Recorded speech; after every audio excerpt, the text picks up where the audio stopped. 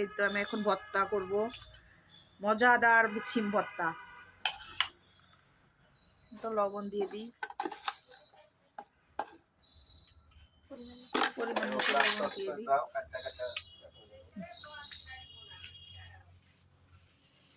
সিম ভর্তা দিয়ে ভাত আপনারা এক থালার জায়গায় 2 থালা ভাত খেয়ে ফেলবেন। এই বিচিয়ালা সিমের ভর্তাটা এত মজাদার হয়, যারা খাইছেন তারাই বুঝবেন, শুধু যারা খাননি তারা এই ভর্তাটা দেখে খেয়ে দেখতে পারেন। তোই মজাদার। শীতের সময় সবজি খেতে খেতে অরুচিয়ে চলে আসে, সবার ক্ষেত্রেই তাই, সবার ক্ষেত্রেই তাই, আমারও তাই হয়েছে। তাই আজকে আমি সিম ভর্তা করছি, গাছের টাটকা টাটকা বিচিয়ালা সিম। এই তো একটু বেশি করে মরিচ দিবেন এবং পেঁয়াজ দিবেন, পেঁয়াজের মাত্রাটা একটু বেশিই দিবেন। পেঁয়াজের মাত্রাটা একটু বেশি দিলে ভর্তার স্বাদটা দ্বিগুণ বেড়ে যায়। এভাবে ভালোভাবে মেখে নিতে হবে পেঁয়াজ আর মরিচ।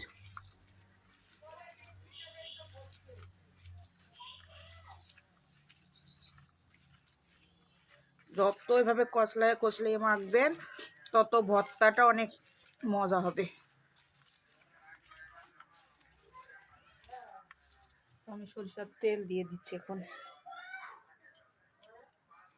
সরিষার তেল দিয়ে আমি এখন ভর্তাটা ভালোভাবে মাখবো। এই হাতে মাখা ভর্তা যে কি মজা হয়, তরকারির চেয়ে আমার কাছে তো এই ভর্তাই অনেক স্বাদ লাগে। আমি ভর্তা মাঝে মধ্যেই করি, তো আজকে আপনাদের কাছে শেয়ার করলাম।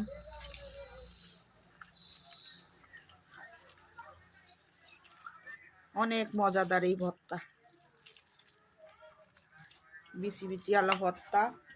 এভাবে আপনারা বাসায় বিচি বিচি আলা সিমের ভর্তা করে খেয়ে দেখবেন। দেখুন তো কি সুন্দর হয়েছে আমার আজকের ভর্তাটি, দেখছেন কত মজাদার, অনেক সুন্দর। এই যে বিচি বিচি ভর্তা আমি একটু খেয়ে দেখি। মাশাআল্লাহ, অনেক। এই বিচিগুলা খেলে আরো ভালো লাগে। অবশ্যই আপনারা এই বিচি বিচি সিমের ভর্তা করার চেষ্টা করবেন। বিচি ছাড়া ভর্তা করলে কিন্তু ভালো লাগে না।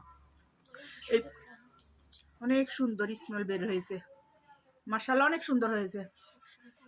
আল্লাহ হাফেজ সবাইকে।